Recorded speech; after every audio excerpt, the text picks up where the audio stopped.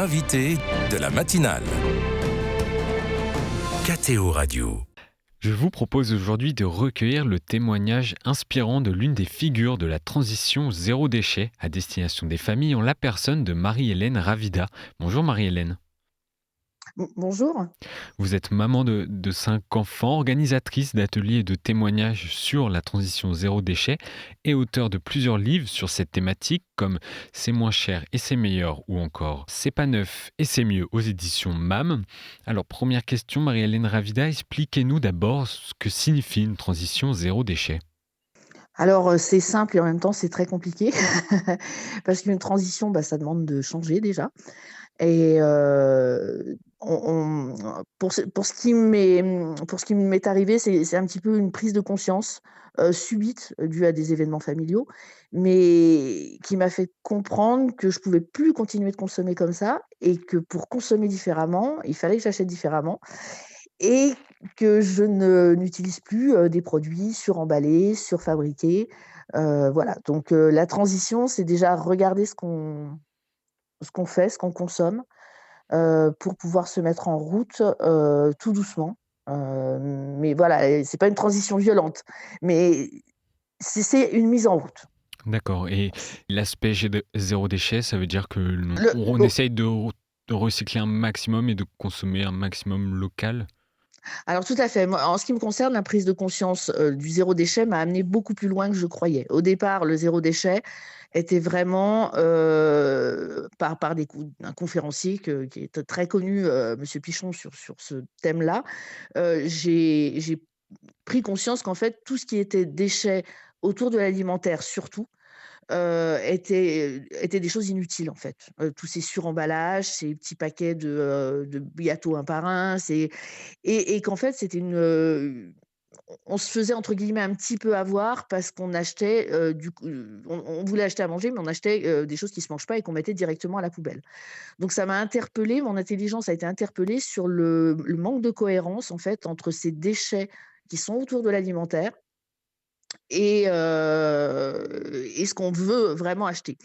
Donc j'ai cherché d'autres façons de consommer, tout d'abord l'alimentaire. Après le zéro déchet, ça m'a poussé un petit peu plus loin. C'est que je me suis dit: «Bah, maintenant je peux plus acheter tout n'importe quoi, n'importe comment». Je vais chercher d'où ça vient, je vais chercher de l'occasion. J'achète pas que de l'occasion, mais si j'achète du neuf, ben, je vais acheter, quelque chose qui a du sens, quelque chose qui est fabriqué par quelqu'un qui est rémunéré correctement. Voilà, donc Mmh. je veux pas pointer du Il y a doigt, un tout un aspect commerce, éthique.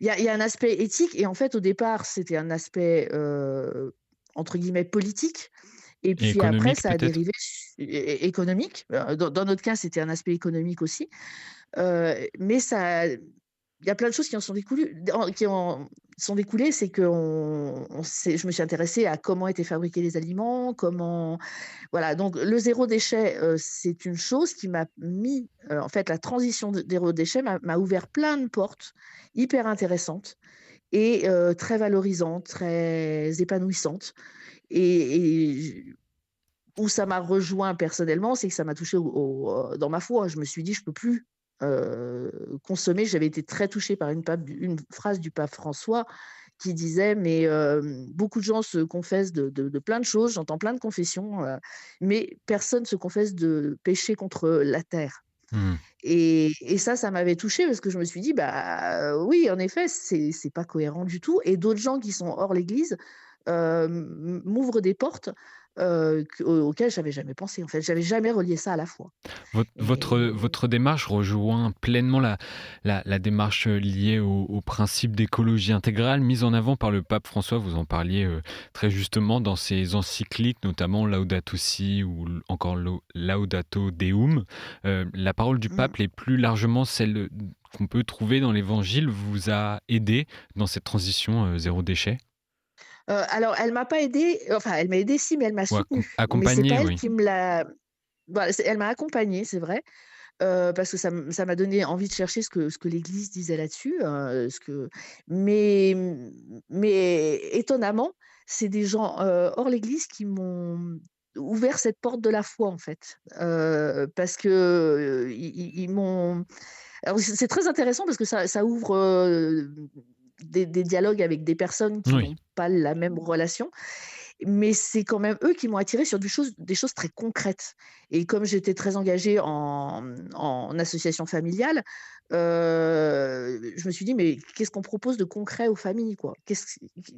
Ça touche leur porte-monnaie, mais ça touche aussi leur santé, ça touche aussi, leur spiritualité et voilà et toute cette, ce complément de petits piliers, bah, m'a fait chercher aussi dans les textes d'église et ça m'a appuyé sur le fait que j'avais raison. Enfin que j'avais raison, que j'avais trouvé la bonne voie plutôt. vous étiez dans le vrai, oui. Heu, Vous sentiez en tout cas alors que vous voilà, j'étais dans le vrai et la piste vraiment qu'on trouve souvent en église, c'est que quand on est dans le vrai, on est dans la joie et malgré les difficultés qu'on vivait, ça m'a procuré beaucoup de bonheur de ne plus consommer et ça a été, contagieux en fait dans la famille. oui. C'était plus une tristesse de pas pouvoir, parce qu'on pouvait pas, c'était aussi une joie d'apprendre à faire autrement, de redécouvrir des recettes, d'aller chercher chez des personnes qui avaient un savoir-faire. Donc ça met plein de choses, l'intellect se met en route. Voilà, c'est quelque chose qui est très, qui est très stimulant intellectuellement, mais pas seulement, parce que c'est relié, c'est incarné, en fait, comme notre foi, c'est incarné, on a les pieds sur terre, quoi. Et tout va ensemble. Tout est quand le père dit: «Tout est lié», moi je trouve que Mmh. ça résume la totalité, en fait. La démarche est intégrale comme il dit. Voilà. D'un point de vue, un peu plus, logistique justement, je suis curieux de savoir quel changement de pratique courante a considérablement bouleversé votre quotidien tout en le simplifiant? Un exemple, Alors, c'est vrai qu'un exemple, alors c'est vrai que j'en aurais 10, mais j'ai commencé d'abord le plus par marquant? regarder Oui. un petit peu, le frigo et puis aussi après les produits d'entretien, les produits cosmétiques. Et sincèrement, on se complique la vie à maintenant je vais quasiment plus jamais en grande surface, c'est extrêmement rare, mais on peut, un truc très pratique et un exemple que je prends souvent, c'est le savon de Marseille pour faire sa vaisselle. Ça dure longtemps, ça coûte pas cher, c'est écologique et vous ne faites pas la cure en grande surface avec des montagnes de produits que vous savez plus lequel choisir et donc j'ai gagné du temps pour tout, en Mmh. fait, et tout petit produit alors faut pas vouloir tout changer d'un coup, mais on commence par, bah, justement un produit vaisselle, après un shampoing, autrement et puis après bon, bah, si on se sent doué puis qu'on a envie, on fait des recettes, on invente, on a quand même des supports internet qui sont très riches, voilà. C'est et puis c'est regarder son pouvoir d'achat, donc un mot que j'exècre, c'est ce pouvoir d'achat n'est pas un pouvoir en fait, c'est plutôt une attache parce qu'on croit qu'on est obligé, d'acheter, qui n'est pas malheureux de ne pas avoir de carte bleue? Eh bien, moi je me dis, non, on peut, vraiment sans consommer, retrouver beaucoup de joie quoi et même être plus en équilibre. Et est-ce que à l'inverse de ma question précédente, quelle habitude a justement été pour vous ou pour votre famille était la plus difficile à changer? Hem, ça c'est compliqué. Il y a des choses qui sont difficiles et puis, ça peut revenir très, très vite les mauvaises habitudes, mais, c'est ouais, c'est des choix de réfléchir à chaque achat, c'est ça qui est dur. Parce que ça demande un peu de temps au départ et puis on se dit: «Pourquoi? Est-ce que, ma petite goutte, ça sert à rien, pour la planète, il y en a tellement qui font pas attention à côté». C'est ça qui est ce qui est dur, c'est aussi non, là ça y est, j'ai trouvé la difficulté. J'ai De trouvé pas la regarder les autres, de difficulté, pas se comparer aux autres? de pas se comparer les autres et d'accepter qu'on peut changer à l'âge nous, la démarche, elle est arrivée, moi j'avais, 45 ans, donc j'avais déjà élevé mes enfants pas mal, Mmh. j'avais que les derniers à la maison, et le regard que j'avais des copains c'est fallait que je fasse fi de ça. «Pourquoi tu changes?» «Ouais, ouais, c'est une lubie, ça va revenir, c'est une mode, c'est un» et en fait, d'accepter déjà que moi, j'avais fait pendant, bah, 45 ans des «bêtises», entre guillemets, pas des et bah, ça c'est dur parce que Oui. il faut pour changer, il faut accepter qu'on a eu tort à un moment donné et c'est le plus dur en fait, c'est le pas le plus dur à passer. reconnaître qu'on a eu tort, mais qu'on peut avancer. Mais ça, c'est pareil en église, bah, vous avez la confession pour ça. Heu, c'est quelque chose de merveilleux et ça m'a conforté dans ma foi de me dire: «Ben, rien n'est trop tard». Même au Mmh. dernier moment, je peux faire encore un petit geste pour la planète, quoi et voilà, c'est ça le plus dur. Depuis le 1er janvier, il y a une loi, la loi anti-gaspillage, qui Mmh. instaure l'obligation pour les collectivités de proposer une solution de tri des déchets verts et alimentaires à ses habitants. Avez-vous le sentiment que votre choix que vous avez, débuté en 2016, j'imagine que d'ailleurs c'était dur au début à entamer parce que c'était vraiment, dissonant par rapport à ce qu'on pouvait vivre dans la société. Avez-vous le sentiment qu'aujourd'hui ça entre petit à petit dans les mœurs? Ouais, moi je pense que c'est maintenant ça devient beaucoup plus évident. Il y a beaucoup plus de propositions. La personne qui veut aller dans ce sens-là, elle a des accompagnements. Il y a plein d'idées qui fleurissent partout, c'est le la difficulté, c'est qu'on peut pas dire que la collectivité peut tout prendre en charge. Donc c'est bien de faire des lois, c'est super, mais il faut les accompagner et c'est pas qu'à la collectivité de s'en occuper parce qu'il faut, bah, il faut changer chacun, quoi. Donc mais il y a une génération qui a un petit peu oublié et cette génération, c'est la mienne, en fait, qu'il se remette en cause. C'est la génération, qui a entre, 40 et 60 ans. Parce que chez les jeunes, ils se disent: «On n'aura pas le choix de toute façon», ils sont conscients. Chez les plus vieux, ils se disent: «C'est trop tard», mais la population encore active et qui a un porte-monnaie, c'est celle qui peut agir, en fait. Mais Ouais. c'est celle aussi qui a un peu de difficulté parce que, bah, elle voit tout ce qui a changé et le plus on est vieux, le plus c'est dur de changer les habitudes, hein, ça c'est normal.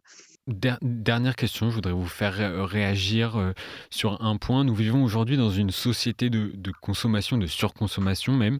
Vous avez dû changer votre rapport à la matérialité, au bien matériel, vous l'avez dit. Et à ce titre, vous avez un rapport très inspirant, je trouve, sur le principe d'offrir votre relation au don. Racontez-nous cela pour terminer. Bah, je vais prendre l'exemple de la machine à café. C'est que, bah, notre machine à café qui était super, elle est extra, machin, on appuyait sur un bouton, elle faisait presque la vaisselle. Heu, on offrait un café, mais on offrait sans y penser. Quand elle est tombée en panne, on n'a pas pu en racheter une. On nous a donné, troqué même des cafetières, italiennes à l'ancienne et maintenant quand j'offre un café à quelqu'un, cette personne, elle sait aussi que je vais prendre du temps c'est je lui offre pas un café vite fait sur le pouce. Il va falloir le temps de le faire. Il va Hmm. falloir, un moment et donc je me prépare à si j'ouvre la bouche pour offrir un café à quelqu'un, à passer du temps avec cette personne et ça m'a ouvert des horizons sur plein de choses qu'on fait vite fait, mais il faut se donner cette liberté des fois d'offrir du temps et un regard différent. Merci Hélène, Marie-Hélène, merci Marie-Hélène Ravida, de nous avoir livré votre témoignage sincère et inspirant, je trouve, en ce samedi matin. Je rappelle que vous êtes auteur de plusieurs ouvrages comme C'est moins cher et c'est meilleur ou encore C'est pas neuf et c'est mieux aux éditions MAM. Je vous remercie d'avoir été avec nous sur KTO Radio. Bonne journée. Merci beaucoup. Au revoir.